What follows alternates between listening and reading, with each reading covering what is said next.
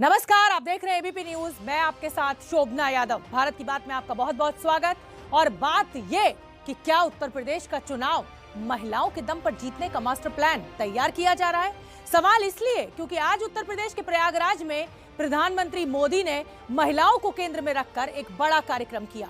Parade मैदान को महिलाओं की मौजूदगी से खचाखच भर दिया गया, यानी आधी आबादी के दम पर सत्ता में वापसी का प्लान।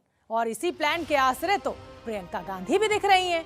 उनका तो नारा ही है, लड़की हूं, लड़ सकती हूं। तो फिर सवाल ये कि इस बार लड़कियां किसे लड़ाएंगी और किसे जिताएंगी?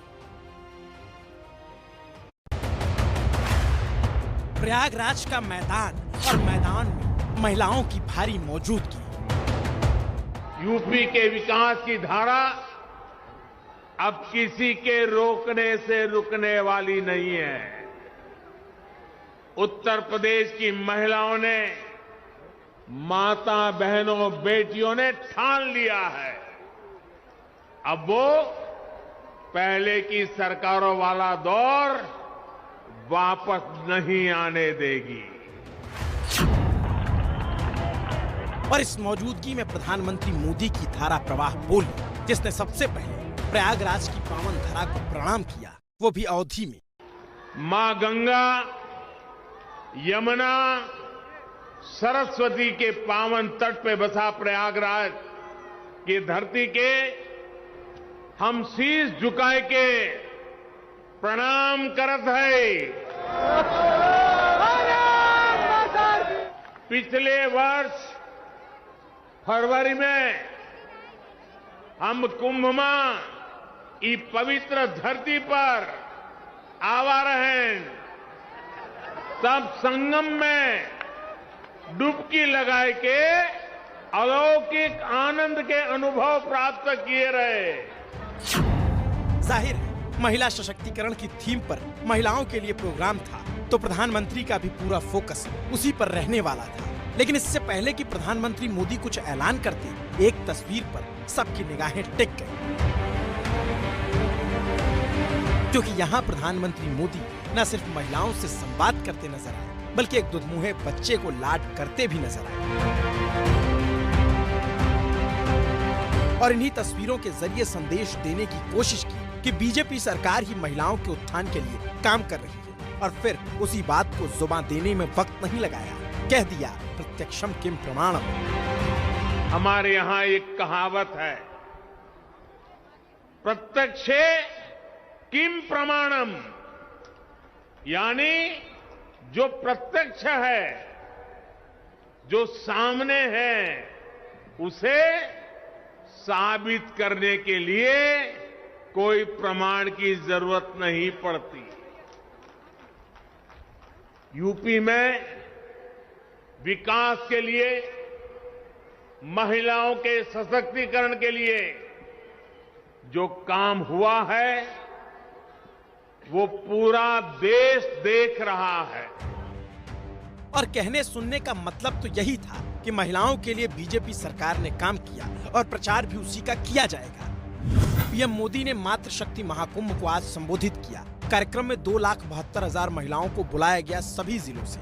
महिलाओं के स्वयं सहायता समूहों के लिए बड़ा ऐलान हुआ। 1 लाख स्वयं सहायता समूहों के खाते में 1,000 करोड़ रुपए ट्रांसफर किए जाएंगे। और इन्हीं ऐलानों के साथ पीएम मोदी ने पुरानी सरकारों को भी निशाने पर लिया, कानून व्यवस्था की याद दिलाई और महिलाओं से भी कुछ कह दिया। 5 साल पहले यूपी की सड़कों पर माफिया राज था। यूपी की सत्ता में गुंडों की हनक हुआ करती थी। इसका सबसे बड़ा भुक्तभोगी कौन था? मेरी यूपी की बहन बेटियां थी। उन्हें सड़क पर निकलना मुश्किल हुआ करता था, स्कूल कॉलेज जाना मुश्किल होता था।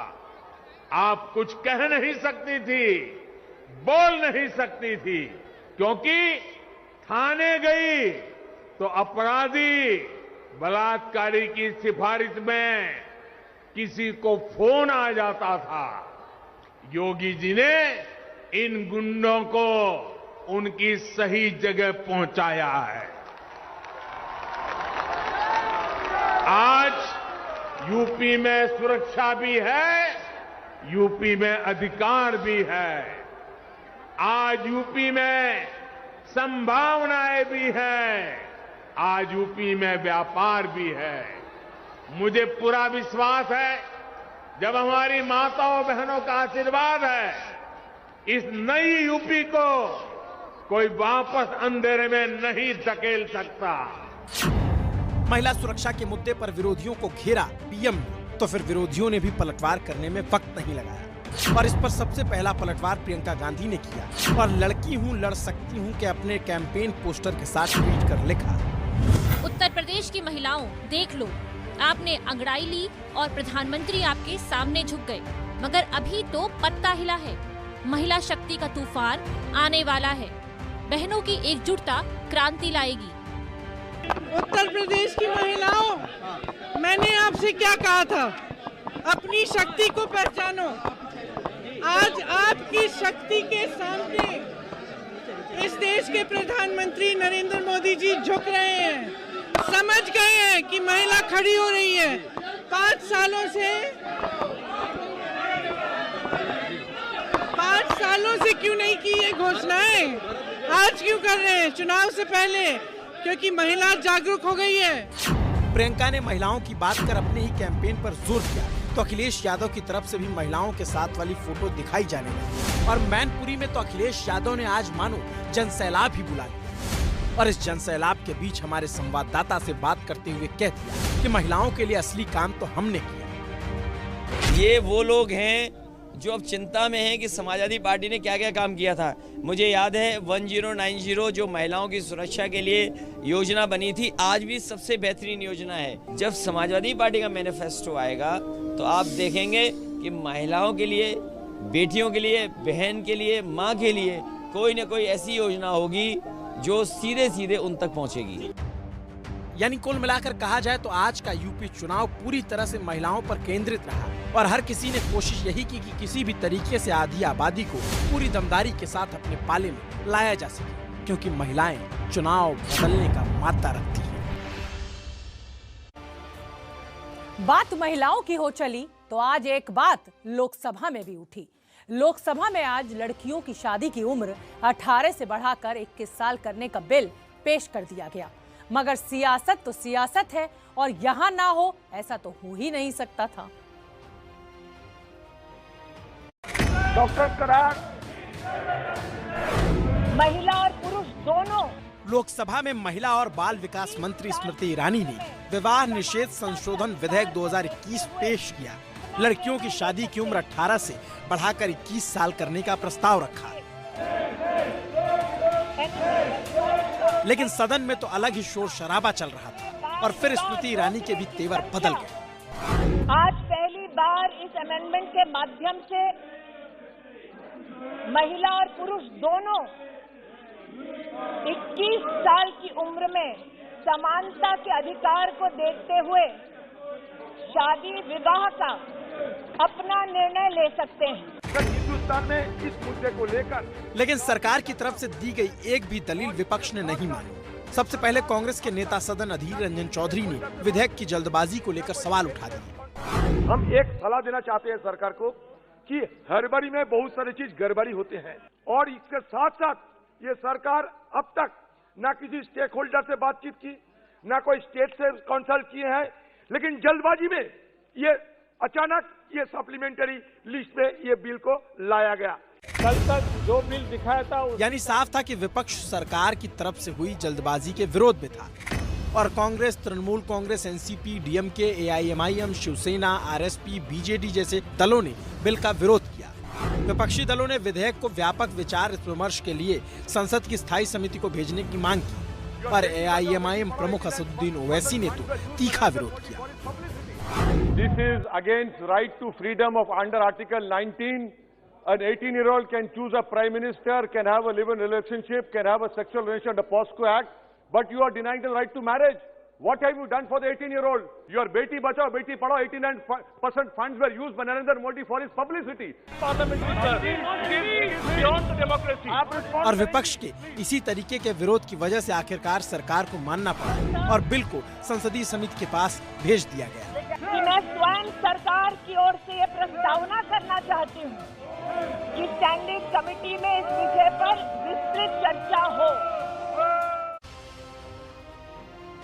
देखा आपने कैसे महिलाओं की जो शादी की उम्र है वो 18 से 21 साल करने पर विपक्ष का हंगामा। सवाल यही कि इतनी जल्दबाजी क्या है तंत्र के मंदिर संसद की, जहां पिछले एक हफ्ते से हंगामा बरपा हुआ है। केंद्रीय गृह राज्य मंत्री अजय टेनी के इस्तीफे को लेकर विपक्ष अड़ा हुआ है। संसद से सड़क तक संग्राम जारी है, लेकिन सरकार पर विपक्ष के प्रदर्शन का कोई असर पड़ता नहीं दिख रहा। गृह राज्य मंत्री टेनी अपने पद पर बने हुए हैं। क्या कुछ हुआ आज संसद में, हमारी ये खास रिपोर्ट देखिए। आपको हर मुद्दे पर मैं सभी को दूंगा। एक दिन नहीं, 2 दिन नहीं, ये तस्वीरें पिछले एक हफ्ते से यूं ही अनवरत जारी हैं। दिन बदल रहे हैं, लेकिन हंगामे का शोर और इस्तीफे की मांग वाली गूंज में कोई कमी नहीं आ रही है। संसद के दोनों सदनों की कार्यवाही आज एक बार फिर गृह राज्य मंत्री अजय टेनी के इस्तीफे की मांग की भेंट चढ़ गई। विपक्ष की अजय मिश्रा टेनी को बर्खास्त करो की मांग के बीच सदन स्थगित हो गया।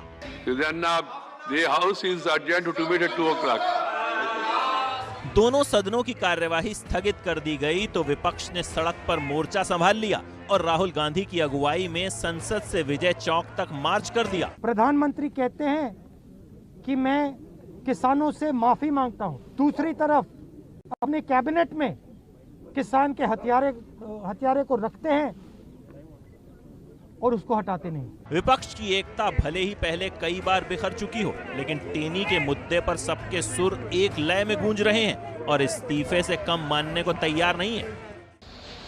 ऐसा है, गाड़ी उनकी थी, बंदूक उनकी थी, चलाने वाला कोई भी हो 120 का तो मुलजिम बनते ही। जिस तरीके से मुंह छुपाकर भाग रहे हैं उसी से उनकी गिल्ट साबित होती है। संसद के शीत सत्र में विपक्ष के हंगामे से माहौल गर्म है, लेकिन सत्ता पक्ष तक हंगामे की ये गर्मी पहुंच नहीं रही है और बीजेपी गृह राज्य मंत्री टेनी के साथ मजबूती से खड़ी दिख रही है। मिश्रा पर कोई आरोप है क्या? जो आरोप था उनके बेटे पर था और वो जेल के अंदर है। 23 दिसंबर तक संसद का शीतकालीन सत्र चलेगा, लेकिन विपक्ष के तेवर और सरकार के रवैये के बीच संसद का सत्र सुचारू ढंग से चल पाए ऐसा मुश्किल ही लग रहा है। तो संसद के जो सदन है दोनों, वो रोज इसी हो हल्ले और हंगामे की भेंट चढ़ जाते हैं। संसद की जो कार्यवाही है उसको स्थगित करना पड़ता है। खबर श्रीनगर में आतंकवादियों ने पुलिस और सीआरपीएफ के नाके पर फायरिंग की है। ये घटना घाटी के सबसे बड़े अस्पतालों में से एक SKIMS के पास हुई है। आतंकियों को गोली से किसी को नुकसान की कोई खबर अभी हालांकि नहीं है। हालांकि जवाबी कार्रवाई में एक आतंकी को गोली लगी है। कार में 3 आतंकवादियों के होने की खबर मिल रही है। तलाश लगातार जारी है सुरक्षा बलों के द्वारा। कल 7 घंटे तक अमिताभ बच्चन की बहू ऐश्वर्या राय बच्चन से प्रवर्तन निदेशालय यानी ED के सवालों का जवाब उन्हें देना पड़ा। 7 घंटे के भीतर ऐश्वर्या से 37 सवाल पूछे गए। अब खबर यह है कि 37 सवालों को ऐश्वर्या राय ने जो जवाब दिया है उसे आधार बनाकर उनके पति अभिषेक बच्चन से भी पूछताछ हो सकती है। यहाँ ये बताना बेहद जरूरी है कि पिछले महीने अभिषेक बच्चन ED दफ्तर में हाजिरी लगा चुके हैं, लेकिन पूछताछ का ये सिलसिला अभी खत्म होने वाला नहीं है। ये सारी कहानी उस पनामा पेपर लीक से जुड़ी हुई है जो 5 साल पहले यानी 2016 में सुर्खियों में आया था। देखिए ABP न्यूज संवाददाता ओम प्रकाश तिवारी की ये खास रिपोर्ट। बच्चन परिवार का वो पैसा ही तो है जिसका प्रवर्तन निदेशालय पूरा हिसाब मांग रहा है और यही हिसाब बताने के लिए अमिताभ बच्चन की बहू ऐश्वर्या राय पूरे 7 घंटे दिल्ली में प्रवर्तन निदेशालय के दफ्तर में मौजूद थीं।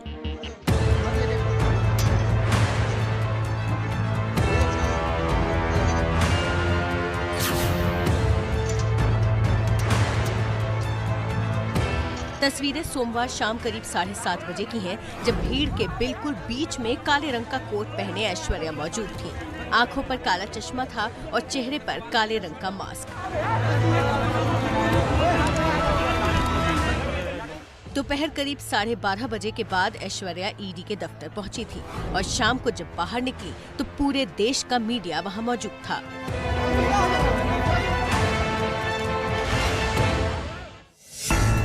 ऐश्वर्या राय से 7 घंटे के भीतर 37 सवालों के जवाब मांगे गए।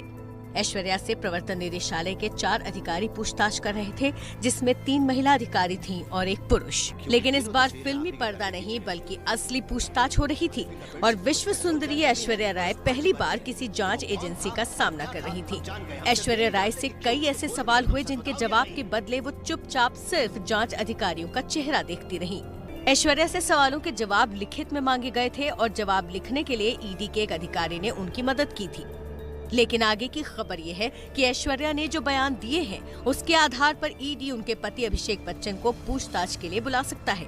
पैसे जो बच्चन परिवार की ही निजी संपत्ति हैं, लेकिन जांच एजेंसी इस बात की पड़ताल कर रही है कि क्या उन पैसों में टैक्स की हेराफेरी हुई है।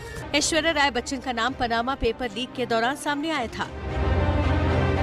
चंद सेकंड्स के अंदर आपको बता देते हैं कि पनामा पेपर लीक है। मध्य अमेरिका का एक बहुत छोटा देश है जिसका नाम पनामा है। पनामा में एक लॉ फर्म है जिसका नाम है मोज़ेक फोंसेका। साल 2013 में मोज़ेक फोंसेका कंपनी का सर्वर हैक हो गया था, जिसके बाद कंपनी का सारा डेटा लीक हो गया। इंटरनेशनल पत्रकारों के एक ग्रुप ने लीक हुए डेटा को खंगाला। डेटा से पता चला कि कंपनी ने दुनिया भर में बड़े बड़े लोगों को टैक्स बचाने और काले धन को सफेद करने में मदद की है। इस खुलासे को पनामा पेपर लीक कहा गया। साल 2016 में जब खुलासा हुआ तो उसमें 500 भारतीयों के नाम सामने आए थे।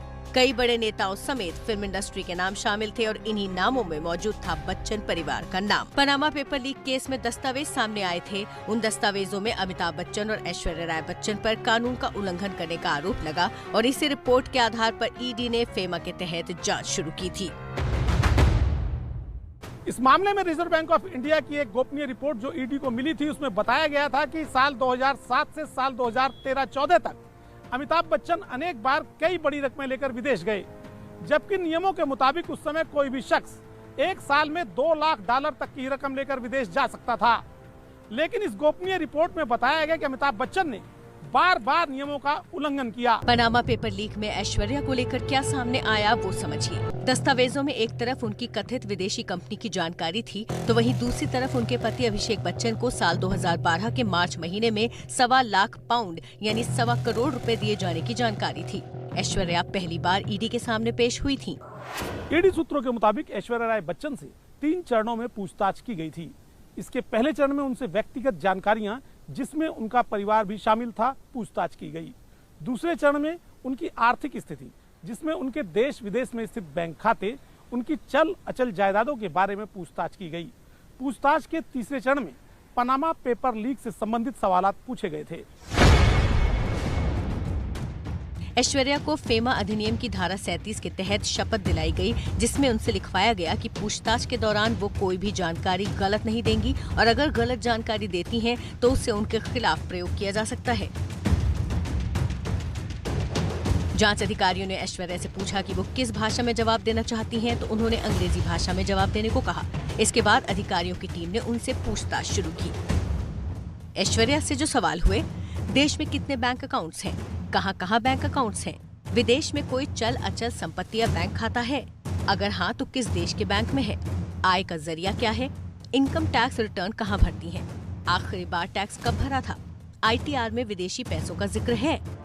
और फिर पूछताछ के सिलसिले में आया ब्रिटिश वर्जिन आइलैंड का नाम। ब्रिटिश वर्जिन आइलैंड जो टैक्स हेवन के लिए जाना जाता है। पनामा पेपर लीक के दस्तावेजों के मुताबिक Aishwarya Rai British virgin island की कंपनी में निदेशक थी। पनामा पेपर लीक दस्तावेजों के मुताबिक ऐश्वर्या राय को साल 2004 में ब्रिटिश वर्जिन आइलैंड स्थित एक कंपनी का निदेशक बनाया गया था। इस कंपनी में उनके अलावा उनके माता पिता और भाई भी निदेशक था। लेकिन दिलचस्प यह है कि साल 2005 में उन्हें निदेशक की जगह शेयर होल्डर बना दिया गया और इसके बाद साल 2008 में ये कंपनी ही बंद हो गई। अब प्रवर्तन निदेशालय जानना चाहता है कि इस कंपनी की आय का मुख्य स्रोत क्या था, इस कंपनी में पैसा कहां से लगाया गया था। यही कारण है कि ऐश्वर्या राय बच्चन से इस बाबत भी सवाल जवाब किए गए। ईडी ने ऐश्वर्या से पूछा कि ब्रिटिश वर्जिन आइलैंड की किस कंपनी में निदेशक थी, कंपनी से संबंधित दस्तावेज कहाँ हैं, 2005 में कंपनी के निदेशक से शेयर होल्डर क्यों बनी, निदेशक से शेयर होल्डर बनने का क्या फायदा हुआ, कंपनी के पैसों का सोर्स क्या था। जानकारी के मुताबिक इन सारे सवालों का जवाब ऐश्वर्या राय लिख कर दे रही थी। लेकिन सवालों का सिलसिला खत्म नहीं हुआ था, क्योंकि ऐश्वर्या से ये भी पूछा गया कि अपने पति अभिषेक बच्चन को साल 2012 में जो 1.25 लाख पाउंड यानी 1.25 करोड़ रुपए दिए वो कहां से आए थे, क्योंकि नियम ये कहता है कि एक पते पर रहने वाले भारतीय पति पत्नी एक दूसरे को लाखों पाउंड की रकम बिना सरकारी विभाग की इजाजत के नहीं दे सकते। ईडी ने ऐश्वर्या से पूछा, अभिषेक को दिए पैसों का सोर्स क्या था? क्या वो पैसा किसी विदेशी प्रोग्राम की कमाई थी? क्या रिजर्व बैंक ऑफ इंडिया से इजाजत ली गई थी? साल 2011-12 में कब और कहां विदेश यात्रा की? सूत्रों के मुताबिक अपने जवाबों के दौरान ऐश्वर्या राय बच्चन ने ईडी अधिकारियों को बताया कि जिस विदेशी कंपनी की बाबत उससे पूछताछ की जा रही है उसके बारे में उसके पिता ही जानते थे। वो उन्हीं की कंपनी थी और साल 2017 में उनकी मौत हो चुकी है। कुछ सवालों के जवाब में ऐश्वर्या ने कहा कि वो इस बारे में नहीं जानती, लेकिन अपने सीए से पूछकर जवाब दे देंगी। जबकि कुछ सवालों के जवाब में वो झिझक भरे अंदाज में अधिकारियों की तरफ देखती रहीं। सूत्रों ने बताया कि जवाबों को लिखने में मदद के लिए ईडी के एक कर्मी को ऐश्वर्या की मदद के लिए लगाया गया और सबसे अंत में ऐश्वर्या ने हर पेज को पढ़ा और फिर उस पर अपने हस्ताक्षर किए। इधर जिस वक्त ऐश्वर्या राय से ईडी दफ्तर में पूछताछ हो रही थी, उसी दौरान जया बच्चन राज्यसभा में आबाक हो बैठी। What is going on? What is going on? This is terrible. Jaya Bachchan ने सरकार को बुरे दिन आने की बात कही। देखिए, आपके बुरे दिन बहुत जल्द आने वाले हैं। बहुत जल्दी आने वाले हैं। जया बच्चन के इस क्रोध को उनकी बहू से हुई पूछताछ के साथ जोड़ा जा रहा है। हालांकि सदन में जया बच्चन ने इस मामले पर एक शब्द भी नहीं कहा और आज एबीपी न्यूज से बात करते हुए ये भी बताया कि उनको आखिर गुस्सा क्यों आया था। आप ये कह रहे हैं कि सदन में जो सत्ता पक्ष की तरफ से कुछ टिप्पणियां की गई, इस वजह से गुस्सा आ गया था क्या? उनके एटीट्यूड से, उनके बर्ताव से हम, और फ्रस्ट्रेशन ये है कि हम जस्टिस किससे मांग रहे हैं? जो अनफेयर और अनजस्ट लोग हैं तो उनसे हम जस्टिस मांग रहे हैं। महत्वपूर्ण मुद्दों पर भी चर्चा नहीं हो पा रही है। बिल्कुल नहीं हो रही है, कहाँ हो रही है? और हर एक चीज बिल पास कर रहे हैं, ऑपोजिशन हाउस में नहीं है। इसका मतलब आपने ऑपोजिशन को बिल्कुल जीरो कर दिया। उधर ऐश्वर्या से ईडी की पूछताछ के बाद अमिताभ बच्चन का एक ट्वीट भी सुर्खियों में है। ऐश्वर्या से पूछताछ शुरू होने के करीब 1.5 घंटे पहले अमिताभ ने ट्वीट में लिखा, भरोसा एक ऐसी चीज है जिसके टूटने पर कोई आवाज तो नहीं आती, लेकिन उसकी गूंज जीवन भर सुनाई देती है। पनामा पेपर लीक कांड की जांच साल 2017 में शुरू हुई थी और जांच शुरू होने के 4 साल बाद ऐश्वर्या को पूछताछ के लिए ईडी दफ्तर बुलाया गया। यूपी चुनाव सिर पर है और अब विरोधी ऐश्वर्या से पूछताछ की टाइमिंग पर सवाल उठा रहे हैं। उन पे पर्सनल अटैक्स हुए हैं, रातों रात कोई ईडी नोटिस आ जाते हैं उनके परिवारजनों पे, तो उसी से स्पष्ट होता है ना कि अब वो जैसी आवाज उठाती हैं पार्लियामेंट पे, उन पे ऐसी टिप्पणियां करने लगते हैं। तो पर्सनली अटैक करना, आप उनके ईटीआईडी का हथकंडे का इस्तेमाल करना, एक इनसिक्योर, एक शेमलेस गवर्नमेंट जो डेमोक्रेसी में नहीं बिलीव करती है, लोगों की आवाज दबाने का काम करती है, उसका एक परिणाम और एग्जाम्पल। लेकिन सर कि जया बच्चन जी समाजवादी पार्टी की ये संसद सदस्य हैं। उत्तर प्रदेश में जिस तरह से चीजें हो रही हैं और पनामा लीक का मामला कोई नया नहीं, और बहुत सारे नाम हैं। सिलेक्टिव जिस तरह से नोटिस दी गई, पूछताछ की गई, तो निश्चित रूप से सवाल खड़े हो रहे हैं। कहीं राजनीति से प्रेरित तो नहीं, टाइमिंग पे सवाल निश्चित रूप से उठाया जा रहा है। टाइमिंग पर भले ही सवाल हो रहे हों, लेकिन ना तो मामला नया है और न ही जांच और पूछताछ। अभी तक की जांच और पूछताछ से साफ जाहिर होता है कि आने वाले दिनों में बच्चन परिवार की मुश्किलें कम होने वाली नहीं हैं और उन्हें जांच एजेंसियों की पूछताछ से 2-4 होना पड़ सकता है। साथ ही ईडी यदि उनके जवाबों से संतुष्ट नहीं हुआ तो इस बारे में अपना कंप्लेंट केस यानी कानूनी भाषा में अपना आरोप पत्र ईडी के सक्षम प्राधिकारियों के सामने पेश कर सकता है, जहां सुनवाई के दौरान उन पर जुर्माना भी लगाया जा सकता है। ईडी में पनामा पेपर्स से संबंधित लगभग 50 मामलों की जांच जारी है और कई मामलों में जांच एजेंसियां कोर्ट में आरोप पत्र भी दाखिल कर चुकी हैं। अब बच्चन परिवार से सवालों का सिलसिला शुरू हुआ है। तय है ये सवालों का सिलसिला लंबा चलने वाला है।